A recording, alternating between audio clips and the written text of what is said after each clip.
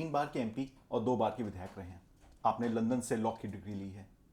आपने अपनी उम्र के साथ अपने ही परिवार में लोकतंत्र को बढ़ते, बेहतर होते हुए और विस्तृत होते हुए देखा है। आप संसद रत्न सम्मान से सम्मानित हैं और हाँ, आप भारत में मुस्लिम हितों की सबसे बड़ी संवैधानिक आवाज़ों में से एक है। जी हाँ, मैं बात कर रहा हूँ असदुद्दीन ओवैसी साहब की, जो आज हमारे शो में मेहमान है। असद भाई, बहुत बहुत शुक्रिया आपका मुझे बुलाने का। ये मेरे लिए बड़े एजाज़ की बात है कि इतने बड़े पॉपुलर यूट्यूब चैनल पर आपने मुझे दावत दी। असद भाई, आप उस यूथ लीडर आते हैं जिनसे मैं बिजली, पानी या सड़क मुद्दे पे बात करने के बजाय स्पोर्ट्स पे बात करना चाहूँगा। बहुत रॉ टैलेंट है यूपी में। आपने देखा क्रिकेट में कितने यूपी से लोग गए। AIMIM के पास क्या रोड मैप है स्पोर्ट्स को लेके, स्टेडियम को लेके, यूथ को लेके? देखिए, अभी तो हम पहली मरतबा इलेक्शन लड़ रहे हैं और यकीनन हमारे जो स्कीम्स हैं या जो हमारा काम करने का जो तरीक़ा जो हैदराबाद में रहा है जी।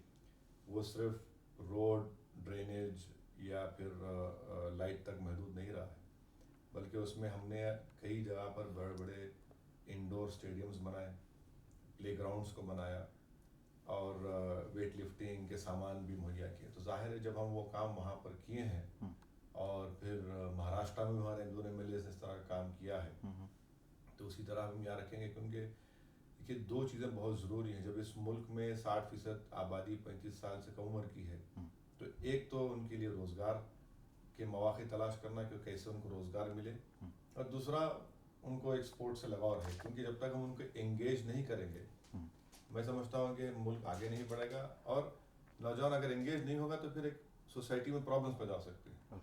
तो ज़रूरी है कि उनको एंगेज रखें, उनको सही रास्ते पर दिखाएं और उनको गाइड करते रहें। एक तो उनके करियर अपॉर्चुनिटीज़ के बारे में, और दूसरा जाहिर है नौजवान हैं तो एक हेल्थी जिस्म के लिए, एक हेल्थी नेशन की ज़रूरी है कि हम उनको ये सब चीज़ें जो बताएं उस पर लेकर चलें उनको। अच्छा भाई, आपने लंदन से पढ़ाई की है तो आप सबसे बेहतर व्यक्ति हैं कंपैरिजन करने के मामले में इंडिया की हायर एजुकेशन और अब्रॉड की हायर एजुकेशन के मामले में।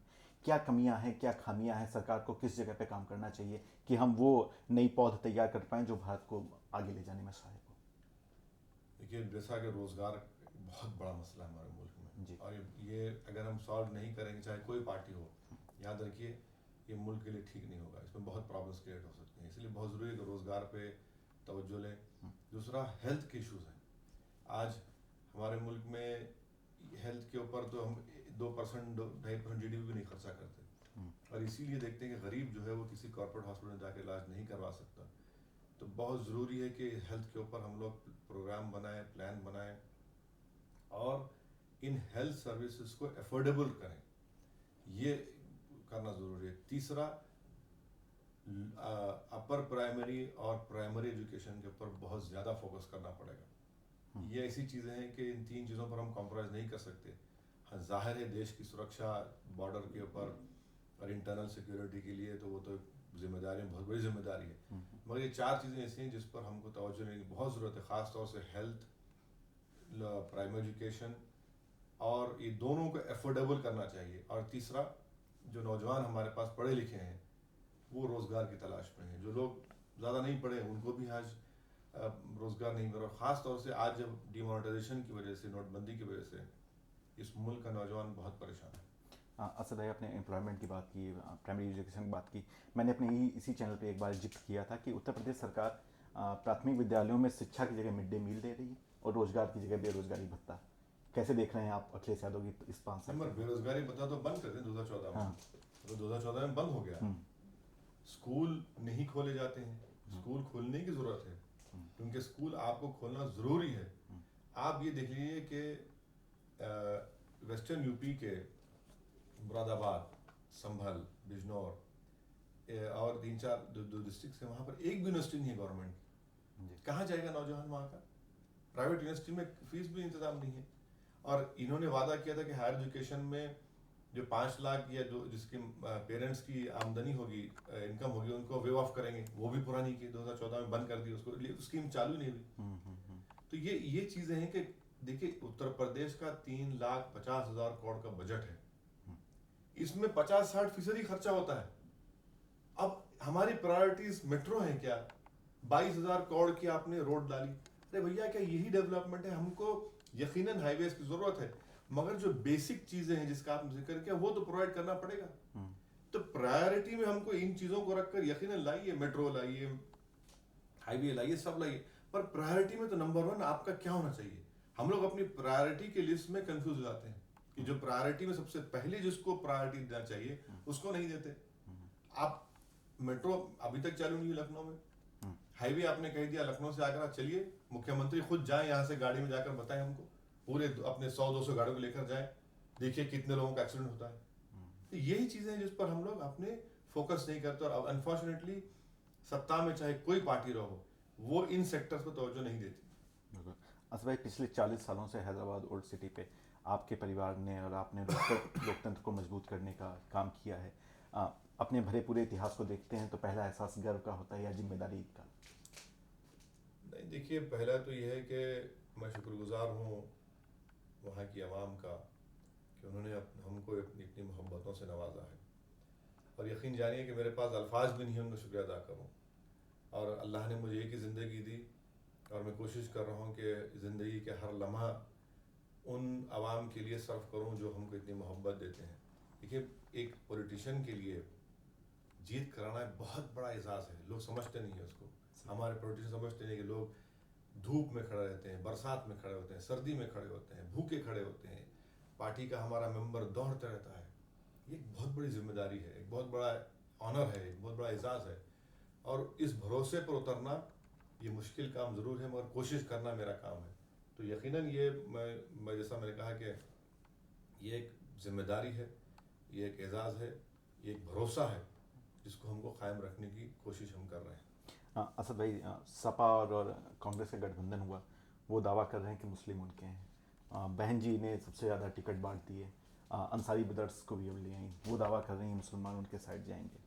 ये मुसलमान क्या झूलते रहते हैं असद भाई इधर उधर? ये लोग, देखिए, सवाल ये है ना कि आप मुझे पैट्रोनाइज मत करिए, मुझे रेस्पेक्ट करिए।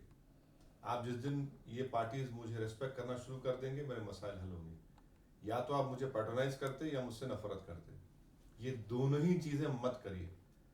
ये कोई सौदागर हैं लोग जो मेरा सौदा करेंगे? अब बताइए, आपने जो 2012 में वादे किए थे पूरा नहीं किए, मोदी सरकार ने जो वादे किए थे वो पूरा नहीं किए। तो अच्छा, अंसारी ब्रदर्स को के ऊपर भी पॉलिटिक्स हो रही है। क्या समाजवादी पार्टी में वो तमाम लोग नहीं है जो जिनके ऊपर क्रिमिनल चार्जेस हैं? मिसाल के तौर पर जिनका नाम है हमारे अभय सिंह, मनोज पारसनाथ यादव, ये क्या गंगा के धुले हुए हैं? इसमें भी कम्युनलाइजेशन होता है। अब आप बताइए कि ये अजीब है भाई। अगर ये आपने कह दिया कि ये खराब है तो सब खराब है, मगर नहीं, उसी में भी आप इनको टारगेट करेंगे, तो ये गलत है, ठीक नहीं है।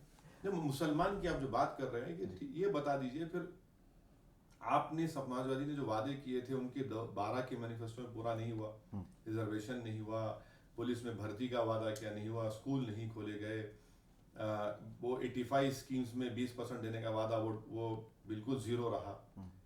तो किस बुनियाद पर आप हमेशा यही कहते रहे कि देखिए सांप्रदायिक, ये सब बातें सुन सुनकर कान पक चुके हमारे, सेक्युलरिज्म। अरे भाई, आपने हमारे लिए क्या किया? हमको आप, ये हमारी democracy parliamentary form of democracy है जिसको हम पार्टिसिपेटिव फॉर्म ऑफ डेमोक्रेसी कहते हैं, क्योंकि शराकतदारी हो इसमें।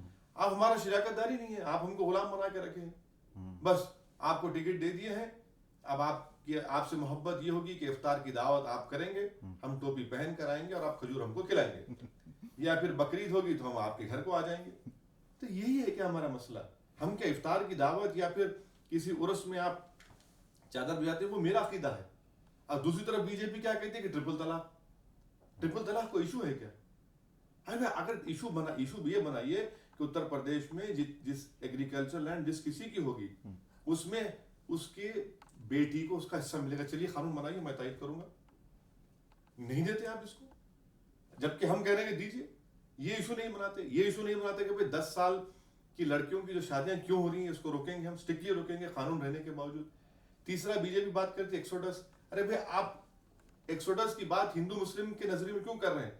आप ये करिए कि हम एक कमीशन बनाएंगे कि आखिर उत्तर प्रदेश का नौजवान मुंबई क्यों जाता है, मुंबई की खाक क्यों छानता है, दिल्ली में धूप में क्यों फिरता है, रोजगार की तलाश में नहीं जाएगा, इसलिए हम कमीशन बनाएंगे। आप एक एक्सोडस की बात करते हैं, आप जिम्मेदारी बना दीजिए एसपी को और डीएम को कि अगर कोई कम्युनल राइट होगा तो तुमको ऑटोमेटिक तुम्हारा सस्पेंशन हो जाएगा। ये हमको तवज्जो नहीं की जरूरत है, नहीं इसको भी आप एक्सोडस, अरे एक्सोडस हो रहा है, नौजवान को रोजगार नहीं मिल रहा, नौजवान भाग रहा है। अब आप देखिए कि उत्तर प्रदेश को यहाँ से ट्रेनें खाली जा रही है, वहां दिल्ली और मुंबई से ट्रेन भर भर के आ रही है क्योंकि डिमोनेटाइजेशन की वजह से लोग परेशान हैं। तो ये प्रायोरिटीज हमको चेंज करने की जरूरत है।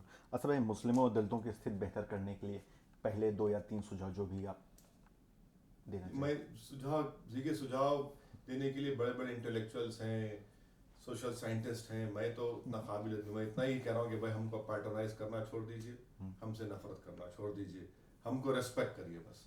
आप जिस दिन हमको रेस्पेक्ट करेंगे दिलो जान से, इंसाफ हो जाएगा। आप पैटर्नाइज करते हैं हमको, आप हमको आपके बराबर इक्वल नहीं समझते, आप हमको रेस्पेक्ट करना शुरू कर दीजिए, सिर्फ जबान से नहीं, हम जबान से सुन सुन के हमारे कान पक चुके हैं।